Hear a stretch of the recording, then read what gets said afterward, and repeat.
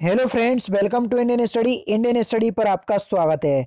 दोस्तों, आज की इस वीडियो में मैं आप लोगों के लिए हिंदी का मॉक टेस्ट लेकर के आया हूं, जो कि आपके आने वाले एग्जाम यूपी ट्रिपल एससी लेखपाल के लिए बहुत ही ज़्यादा इंपॉर्टेंट है। तो वीडियो को एंड तक जरूर देखिएगा।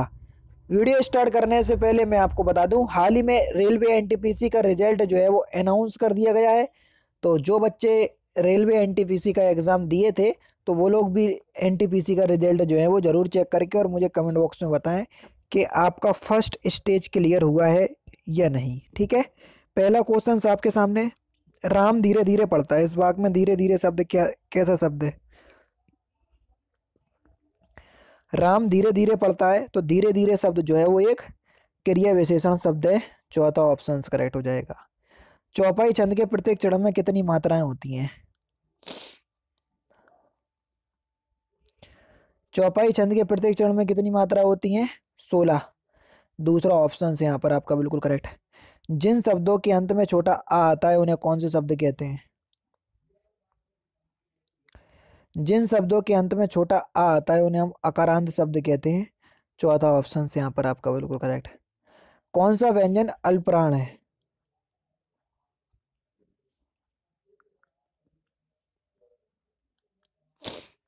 अल्पप्राण हर वर्ग का पहला, तीसरा, पांचवा व्यंजन कहलाता है। चा वर्ग का पहला ही व्यंजन है चा, इसलिए ये अल्पप्राण का उदाहरण है। प्रत्यय होता है किस प्रकार का?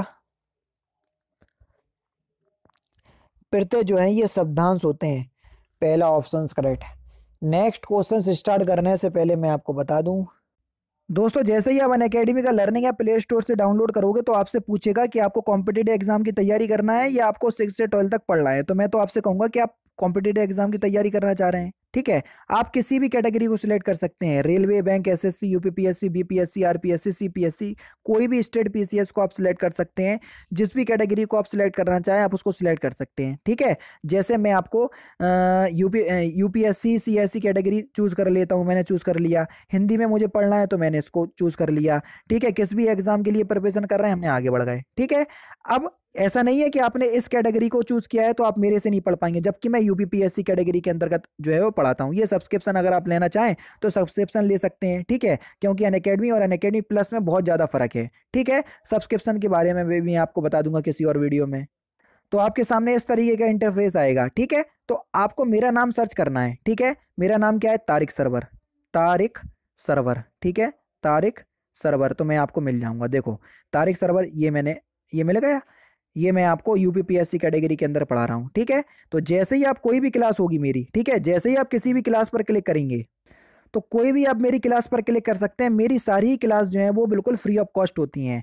जैसे मैंने ग्रामीण परिवेश की ये अभी लेखपाल के लिए क्लास ली। ठीक है। तो इस पे जैसे ही सिलेक्ट करा तो आपसे वॉच क्लास पे जैसे ही आप क्लिक करोगे तो यहाँ पर कोई ऑप्शंस नहीं आएगा, लेकिन आपके पास ऑप्शंस आएगा अनलॉक क्लास। अनलॉक क्लास क्यों करना पड़ेगी वो मैं आपको बता देता हूं। क्योंकि आप मेरी क्लास पहली बार देख रहे होंगे। अगर आप पहली बार मेरी क्लास देख रहे हैं तो आपको मेरी क्लास को अनलॉक करना पड़ेगा। और अनलॉक कोड क्या है मेरा? Indian study. इंडियन स्टडी जो चैनल का नाम है वही मेरा अनलॉक कोड है, क्लास अनलॉक कोड। तो इसको अप्लाई करना, विदाउट स्पेस क्लास आपकी अनलॉक हो जाएगी, बिल्कुल फ्री ऑफ कॉस्ट है। आराम से आप जो है वो देख सकते हैं। नेक्स्ट क्वेश्चन आपके सामने। असमानार्थक शब्द आपको बताना है, यानी कि तीन शब्द एक दूसरे के समानार्थी पर्यायवाची शब्द हैं। ठीक है। या तो समानार्थी या पर्यायवाची, बात एक ही है, लेकिन एक अलग है जो भिन्न है, वही आपको बताना है। देखो, स्वर, आवाज और ध्वनि ये तीनों एक दूसरे के पर्यायवाची शब्द है, श्रवण अलग है। तीसरा ऑप्शन करेक्ट। क्वेश्चन नंबर 7 में भी आपको वही काम करना है।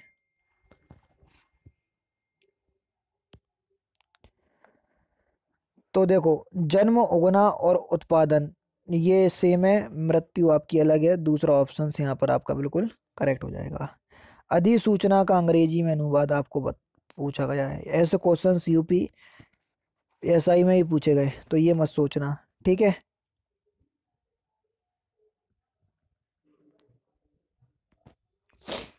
तो अधिसूचना को नोटिफिकेशन कहते हैं। चौथा ऑप्शन करेक्ट है। तद्भव शब्द आपको बताना है, कौन सा तद्भव शब्द है?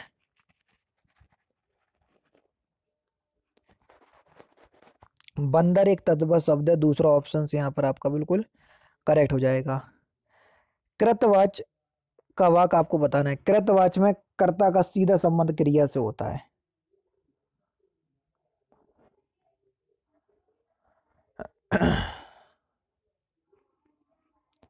तो सही आंसर आपका क्या हो जाएगा सर? तुलसीदास ने रामचरितमानस लिखी, पहला ही ऑप्शन यहाँ पर आपका बिल्कुल करेक्ट हो जाएगा। ये किस विराम चिन्ह में प्रयुक्त होता है, यानी कि ये कौन सा विराम चिन्ह है?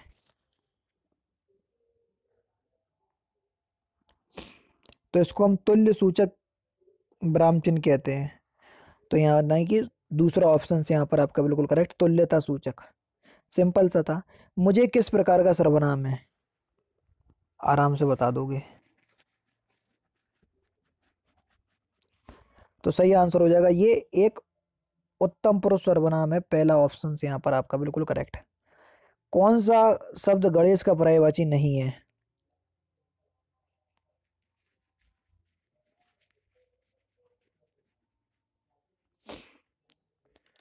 तो सही आंसर आपका क्या हो जाएगा सर? धनद, ये गणेश का पर्यायवाची नहीं है। सुशिक्षित में आपको उपसर्ग बताना है, उपसर्ग किसी भी शब्द के आगे लगाए जाते हैं। तो सुशिक्षित में आपका सु उपसर्ग होगा, दूसरा ऑप्शन करेक्ट। अथाह शब्द का आपको समानार्थी यानी कि पर्यायवाची शब्द लगाना है, बताना है।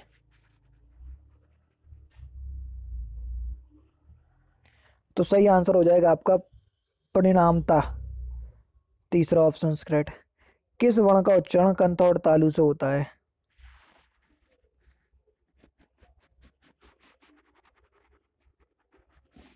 तो सही आंसर हो जाएगा आपका अय।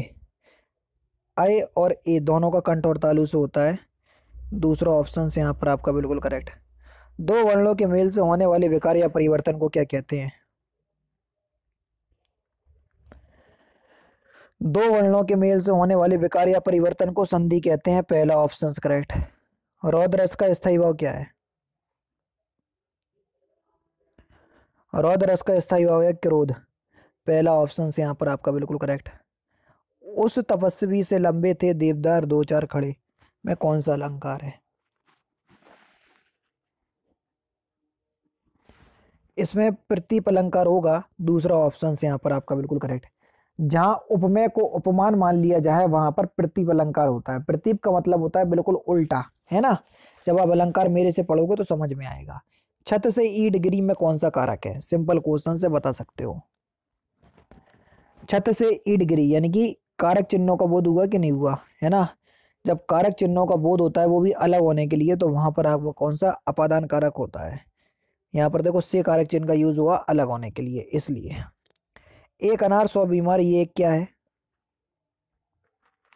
तो एक अनार 100 बीमार ये एक लोकोक्ति है। लोकोक्ति जो है वो किसी भी पूरा वाक होती है, ठीक है, जबकि मुहावरा शब्दांश होते हैं। निम्नलिखित में से कौन सा उच्चवास का संधि विच्छेद है? तो सही आंसर आपका क्या हो जाएगा सर? उत्त प्लस श्वास, चौथा ऑप्शन से यहाँ पर आपका बिल्कुल करेक्ट हो जाएगा। ये एक व्यंजन संधि का उदाहरण है। वाचस्पति किस समास का समस्त पद है? तो सही आंसर आपका क्या हो जाएगा सर?